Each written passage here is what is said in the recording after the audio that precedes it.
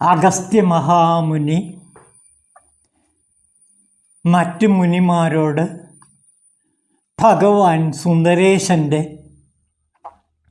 64 ലീലകളിൽ ആദ്യത്തെ ലീലയായ ദേവേന്ദ്രൻ്റെ ബ്രഹ്മഹത്യാ പാപം എങ്ങനെയാണ് സുന്ദരേശദേവൻ ഇല്ലാതാക്കിയത് എന്ന കഥ വിവരിച്ചു കൊടുക്കുകയാണ്. ഒരു ദിവസം ദേവേന്ദ്രൻ വിശ്വകർമാവിനാൽ നിർമ്മിതമായ സ്വർണസിംഹാസനത്തിൽ ഇരിക്കുകയായിരുന്നു. ആ സമയം അദ്ദേഹത്തെ ദർശിക്കാൻ വേണ്ടി 33 കോടി ദേവന്മാരും അവിടേക്ക് വന്നു. നാരദമുനി, അപ്സരസ്സുകൾ, ഗന്ധർവന്മാർ, യക്ഷന്മാർ, കിന്നരന്മാർ, സിദ്ധചാരണന്മാർ, പിന്നെ അതേപോലെ തന്നെ സ്വർഗീയ സുന്ദരിമാരായ രംഭ, തിലോത്തമമാർ തുടങ്ങിയ അനേകം പേർ ദേവേന്ദ്രൻ്റെ മുമ്പിൽ വന്ന് ദേവേന്ദ്രനെ പ്രീതിപ്പെടുത്താൻ വേണ്ടി ഗാനങ്ങൾ ആലപിക്കുകയും നൃത്തവിശേഷങ്ങൾ ആടിത്തിമർക്കുകയും ചെയ്തു. മേനക, രംഭ, തിലോത്തമമാരുടെ നൃത്തവിശേഷം കണ്ട് ദേവേന്ദ്രൻ അതിൽ മയങ്ങിപ്പോയി. ആ സമയം ദേവഗുരുവായ ബൃഹസ്പതി അവിടേക്ക് ദേവേന്ദ്രനെ കാണുവാൻ വേണ്ടി വന്നു. പക്ഷേ ദേവേന്ദ്രൻ നൃത്തത്തിൽ മുഴുകിയിരിക്കുന്നതുകൊണ്ട് വേണ്ടത്ര തൻ്റെ ദേവഗുരുവായ ബൃഹസ്പതിയെ വീക്ഷിച്ചില്ല. അദ്ദേഹത്തെ വേണ്ട പോലെ ബഹുമാനിച്ചുമില്ല. ഇത് കണ്ട് കുപിതനായ ബൃഹസ്പതി അവിടെ നിന്ന് ഇറങ്ങിപ്പോയി. അങ്ങനെ ഗുരുശാപം കിട്ടിയ ദേവേന്ദ്രൻ പിന്നീട് ബൃഹസ്പതിയോട് മാപ്പ് പറയാൻ വേണ്ടി ബൃഹസ്പതിയെ അന്വേഷിച്ച് ലോകങ്ങളെല്ലാം ചുറ്റി സഞ്ചരിച്ചു. പക്ഷേ ഒരിടത്തും ദേവഗുരുവായ ബൃഹസ്പതിയെ കണ്ടെത്താൻ കഴിഞ്ഞില്ല. അവസാനം ദേവേന്ദ്രൻ മഹാവിഷ്ണുവിൻ്റെ അടുത്ത് പ്രശ്നപരിഹാരത്തിന് വേണ്ടി ഗുരുശാപമില്ലാതാക്കാൻ എന്താണ് ചെയ്യേണ്ടത് എന്ന് ആരാഞ്ഞു. ആ സമയം വിഷ്ണു ഭഗവാൻ പറഞ്ഞു, ദേവഗുരുവായ ബൃഹസ്പതിക്ക് പകരം ആസുരരാജാവായ ദേവന്മാരുടെയും ആസുരരാജാക്കന്മാരുടെയും അധിപനായ വിശ്വരൂപനെ അങ്ങ് ഗുരുവായി വന്ദിക്കണം. അങ്ങനെ ദേവേന്ദ്രൻ വിശ്വരൂപൻ എന്ന ഗുരുവിൻ്റെ അടുത്ത് നിന്ന് തൻ്റെ ഗുരുവായിരിക്കാൻ ആവശ്യപ്പെട്ടു.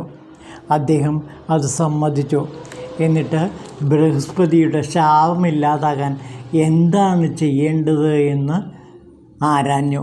ആ സമയം ഗുരുവായ വിശ്വരൂപൻ പറഞ്ഞു, അങ്ങ് ശിവകവച മന്ത്രം ജപിക്കുക. പ്രസിദ്ധമായ ശിവകവചം ജപിച്ച് ശിവനെ പ്രീതിപ്പെടുത്തിയാൽ തീർച്ചയായിട്ടും ബൃഹസ്പതിയെയും പ്രീതിപ്പെടുത്താൻ കഴിയും. അങ്ങനെ ശിവകവചം അദ്ദേഹം ജപിക്കാൻ തുടങ്ങി. ആ സമയം യാഗം നടത്തണമെന്ന് വിശ്വരൂപൻ പറഞ്ഞു. അങ്ങനെ വിശ്വരൂപൻ യാഗം നടത്തി. അപ്പോൾ യാഗം നടത്തിയപ്പോൾ ആ ഹവിസ് അസുരന്മാർക്കും ആരുമറിയാതെ ഈ വിശ്വഗുരു എന്ന് പറയപ്പെടുന്ന വിശ്വരൂപൻ അസുരന്മാർക്ക് നൽകി. ഇത് ദേവേന്ദ്രന് മനസ്സിലായി. അതായത് തങ്ങൾക്ക് വേണ്ടി യാഗം നടത്തിയിട്ട് ആ യാഗഹവിസ് അസുരന്മാർക്ക് കൊടുക്കുന്ന വിശ്വരൂപൻ്റെ ആ ദുഷ്പ്രവൃത്തി ദേവേന്ദ്രനെ വല്ലാതെ കോപാകുലനാക്കി. ദേവേന്ദ്രൻ തൻ്റെ കയ്യിലെ വജ്രായുധം കൊണ്ട് വിശ്വരൂപൻ്റെ 3 ശിരസ്സുകളും ഭേദിച്ചു കളഞ്ഞു. അങ്ങനെ ബ്രഹ്മഹത്യ പാപം ദേവേന്ദ്രനെ ബാധിച്ചു. അപ്പോൾ ബൃഹസ്പതിയുടെ ഗുരുശാപം നിവർത്തിക്കാൻ വേണ്ടി ചെന്ന ദേവേന്ദ്രന് ഇപ്പോൾ ബ്രഹ്മഹത്യാപാപവും കൂടി ചുമക്കേണ്ടി വന്നു. ദേവേന്ദ്രൻ തൻ്റെ ഈ ശാപം, ബ്രഹ്മഹത്യാപാപത്തിൽ നിന്ന് രക്ഷപ്പെടാൻ വേണ്ടി താപസന്മാരുടെ ഉപദേശപ്രകാരം ആ ബ്രഹ്മഹത്യാപാപത്തെ 4 പകുത്ത് ഒരു ഭാഗം ഭൂമിക്കും, ഒരു ഭാഗം ജലത്തിനും, ഒരു ഭാഗം വൃക്ഷങ്ങൾക്കും, മറ്റൊരു ഭാഗം സ്ത്രീക്കുമായി വീതിച്ചു കൊടുത്തു. അങ്ങനെ ബ്രഹ്മഹത്യാപാപത്തിൽ നിന്ന് അദ്ദേഹം രക്ഷപ്പെടുത്തു. ഇതിന് പ്രത്യുപകാരമായിട്ട് 4 വരങ്ങളും ഓരോരുത്തർക്കും നൽകി.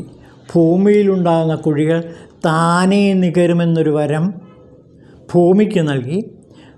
ഛേദിച്ചാലും പിന്നെയും തളർത്തു വരുന്നൊരു വരം വൃക്ഷങ്ങൾക്ക് നൽകി. ഗർഭിണിയായാലും പ്രസവിക്കുന്നതുവരെ രതിസുഖമുണ്ടാകുമെന്നൊരു വരം സ്ത്രീക്കും നൽകി. എത്ര എടുത്താലും പിന്നെയും ഉണ്ടായിത്തീരുന്നൊരു വരം ജലത്തിന് നൽകി. ഇപ്രകാരം തൻ്റെ ബ്രഹ്മഹത്യാപാപം സ്വീകരിച്ചതിൻ്റെ ഫലമായി ഇന്ദ്രൻ അവർക്കെല്ലാം അഭിഷ്ടങ്ങളെ പ്രദാനം ചെയ്യുകയും ചെയ്തു. പാപവിമുക്തനായ ഇന്ദ്രൻ സന്തോഷത്തോടെ ദേവലോകം ഭരിക്കാനും തുടങ്ങി. ഈ സമയം വിശ്വരൂപൻ്റെ പിതാവായ ത്വഷ്ടാവ് അത്യധികം ദുഃഖിതനായി. അദ്ദേഹം ദേവേന്ദ്രനെ കൊല്ലുന്നതിന് വേണ്ടി ഒരു മകൻ ജനിക്കുന്നതിന് വേണ്ടി നിരന്തരം ഹോമം നടത്തി. അങ്ങനെ ഒരു മകൻ ത്വഷ്ടാവിന് ജനിച്ചു. ആ മകൻ്റെ പേരാണ് വൃത്രാസുരൻ. വൃത്രാസുരൻ വലുതായപ്പോൾ ദേവേന്ദ്രനെ യുദ്ധത്തിൽ പരാജയപ്പെടുത്തുകയും അദ്ദേഹത്തിൻ്റെ വജ്രായുധം അദ്ദേഹത്തിൽ നിന്ന് നഷ്ടപ്പെടുത്തുകയും ചെയ്തു. അങ്ങനെ വജ്രായുധം നഷ്ടപ്പെട്ട ദേവേന്ദ്രൻ ഭീതിജനകമായ ഒരു അന്തരീക്ഷത്തിലേക്ക് മാറി. അദ്ദേഹം വൈകുണ്ഠത്ത് വന്നിട്ട് ഭഗവാനെ സ്തുതിച്ചു, വിഷ്ണു ഭഗവാനെ സ്തുതിച്ചു. വിഷ്ണു ഭഗവാൻ അദ്ദേഹത്തിന് വരം നൽകുന്നു. അതായത് ദിതീജി മുനിയുടെ പൃഷ്ഠാസ്ഥി എടുത്തുകൊണ്ട് അങ്ങക്ക് വീണ്ടും വജ്രായുധമുണ്ടാക്കാൻ കഴിയും. അങ്ങനെ ദിതിജിയുടെ പൃഷ്ഠാസ്ഥി എടുത്ത് ദേവേന്ദ്രൻ വിശ്വകർമാവിന് കൊടുക്കുകയും അദ്ദേഹം നഷ്ടപ്പെട്ടു പോയ വജ്രായുധം ഉണ്ടാക്കി ദേവേന്ദ്രന് നൽകുകയും ചെയ്തു. ആ യുദ്ധത്തിൽ ദേവേന്ദ്രൻ വിജയിക്കുകയും ചെയ്തു. അങ്ങനെ ദേവേന്ദ്രൻ വിജയിച്ചുവെങ്കിലും ബ്രഹ്മഹത്യ അദ്ദേഹത്തെ ദേവേന്ദ്രനെ പിന്തുടർന്ന് കൊല്ലുവാൻ വേണ്ടി ശ്രമിച്ചു. ഈ സമയം ദേവേന്ദ്രൻ താമരയുടെ തണ്ടിൽ ഒളിച്ചു നിന്നു. അദ്ദേഹം ദേവഗുരുവായ ബൃഹസ്പതിയെ വീണ്ടും വീണ്ടും പ്രാർത്ഥിച്ചു. തൻ്റെ തെറ്റുകൾ അത്രയും പൊറുക്കണമെന്നും തനിക്ക് ക്ഷമ നൽകി തന്നെ അനുഗ്രഹിക്കണമെന്നും ദേവഗുരുവായ ബൃഹസ്പതിയോട് നിരന്തരം പ്രാർത്ഥിച്ചതിൻ്റെ ഫലമായിട്ട് ദേവേന്ദ്രൻ്റെ മുമ്പിൽ ദേവഗുരുവായ ബൃഹസ്പതി പ്രത്യക്ഷപ്പെട്ട് പറഞ്ഞു, അങ്ങ് ഒരു കാര്യം ചെയ്യൂ, അങ്ങ് മധുരാപുരിയിലുള്ള സുന്ദരേശ ലിംഗത്തെ പൂജിച്ചാൽ അങ്ങയ്ക്ക് എല്ലാ പ്രശ്നങ്ങളും മാറിക്കിട്ടുകയും ഈ ബ്രഹ്മഹത്യാപാപം അങ്ങയിൽ നിന്ന് ഒഴിഞ്ഞു പോവുകയും ചെയ്യുമെന്ന് പറഞ്ഞു. അതനുസരിച്ച് ദേവേന്ദ്രൻ മധുരാപുരിയിൽ എത്തിച്ചേരുകയും ആ സുന്ദരേശ ലിംഗത്തെ നിരന്തരം ധ്യാനിക്കുകയും ചെയ്തു. അങ്ങനെ സുന്ദരേശ ഭഗവാൻ പിന്നീട് പ്രത്യക്ഷപ്പെടുന്ന രംഗം നമുക്ക് അടുത്ത ദിവസം നോക്കാം. ഓം ശിവായ നമഃ.